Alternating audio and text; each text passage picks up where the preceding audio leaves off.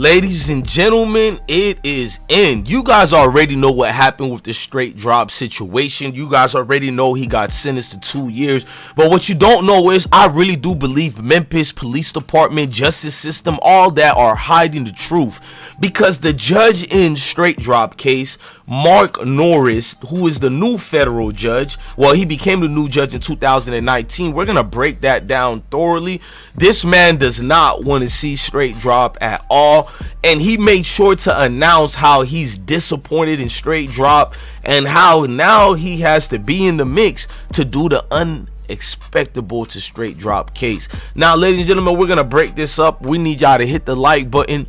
Hit the notification bell. Make sure you rock out with I Smoke Hip Hop Live. We cover real news, real information, real updates. We don't cap over here. And if it's a personal opinion, we make sure to let you know whatever we're covering is an opinion based on this circumstances and real information. So it's not just shit out our ass that we make up. Now we're gonna break this down. Now this judge, Mark Morris, let me say his name properly. Chuck Norris. Nah, I'm just joking. His name is Mark Morris, federal judge down there in Tennessee. He's taking the case. A lot of prominent faces and figures have taken this case, and that's leading me to believe what's going on. Who is Straight Drop? Who is Straight Drop connected to behind the scenes? I'm not talking behind the streets, behind the scenes with these personalities, these Jakes. You know, it's a lot of Jakes who do a lot of filthy things to be in the ups with these young rappers, these young entertainers, these young street niggas. Now I'm gonna get started by showing you guys who's Mark Norris first, and then I'm gonna break down how they're trying to get Straight Drop to shut up.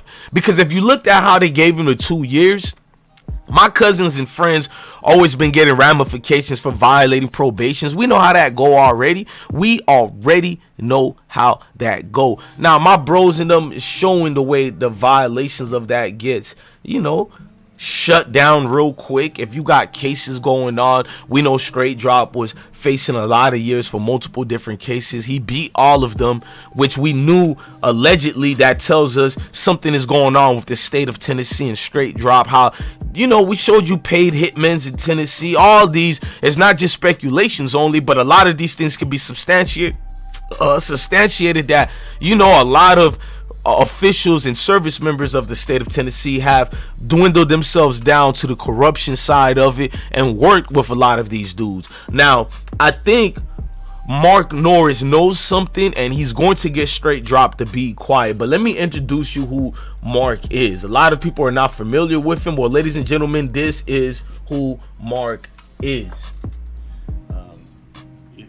It's problematic, but it's problematic from a number of states of Tennessee. I voted against it last year. I was prepared to vote against it again this year.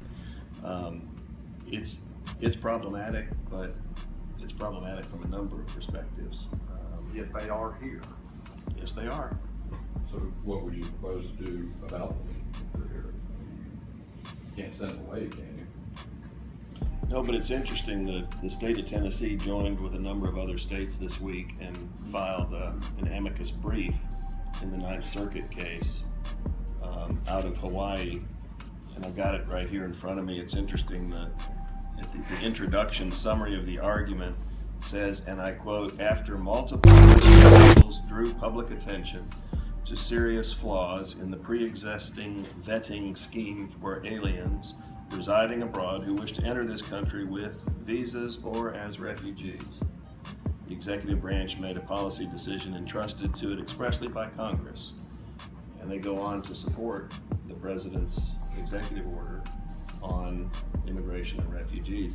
That was a very interesting sort of admission about the vetting process. Now that's slightly different than the tack you're on, but it's interesting. I mean, Now, my sister vets. some of you guys don't realize what you just watched in that video highlighting what's going on. This man, basically the Senate Majority Leader, Mark Norris, he's been named to the federal judge in West Tennessee, if you guys don't know, and that's West Tennessee, but still a federal judge presiding over young Dolph case as well. Now, he said he's ashamed of what Straightdroppp did. He's feeling bitter by it. Before I read more on Mark, let's read what he said about the Straightdroppp situation, because it's the point that he said, "I'm bitterly disappointed with Justin Johnson. We gave him a chance. We've always tried to help him." That also lets me know about the connections with Straightdroppp and the justice system, because why would a federal judge be disappointed strictly in one particular criminal, and that criminal, alleged criminal that is, being Straightdroppp? What ties do they got with Straightdroppp that they're disappointed? Now, he said, "I'm so disappointed with him with the release agreement we had with him in the courts. He squandered his chance. We've stayed helping him, and he left us with no other choice." A federal judge said he was bitterly disappointed that one of the men charged with the murder of rapper Young Dolph violated his supervised release over a previous weapon charge. Now, the officer of the court said, Young Dolph's murder suspect, Justin Johnson, we gave him the grace the system gave him. We gave him a lot. Now, according to Action 5, Judge Mark Norris gave Straightdroppp an earful at the Tuesday, April 12th hearing over his probation violation. So if you guys don't know what that means, it means during this probational period and violation, the judge was making an example of Straightdroppp in front of the other suspects and in front of the world for a reason. They're trying to shut him up, y'all. Painting a picture on an empty canvas is the best way to get people to believe what you're saying. Now, it's a lot that was going on with that. Like, we know Justin Johnson pled guilty to not being regularly employed and missing mandatory drug screenings and therapy, failing to seek permission before leaving a jurisdiction and being arrested. Now, they know he violated his probation, but they also should understand this is one of the most serious cases you're going to go through in your life. If he failed his probation, it should be something in the appeal that he'll get the win, because his life was endangered. He was on the run because people are saying he killed this great Memphis legend. It's a lot that was going on. Now, Johnson pled guilty, we know that, but he could have been forced also by this Mark Norris taking over the case. It's a lot of high power people involved in this case, so we don't know what's going on behind the scenes. We don't know who's telling who to be quiet, not to say anything about these cases and situations. Now, the travel and the arrest are connected to the Young Dolph murder. I want you guys to know that his violation of his case is being connected to the Young Dolph murder, but they're trying to make you guys think it's two separate cases, it's a separate situation. But best believe they tied it to the Young Dolph case and trying to find the best way to make him guilty with limited evidence and resources to find him guilty.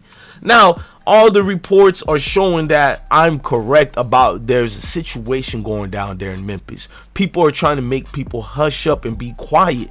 The U.S. Marshal Service, Memphis Police Department, Crime Stoppers, and Tennessee Bureau of Investigation had offered a reward of $15,000 for information. Now, people told me allegedly it's no real reward.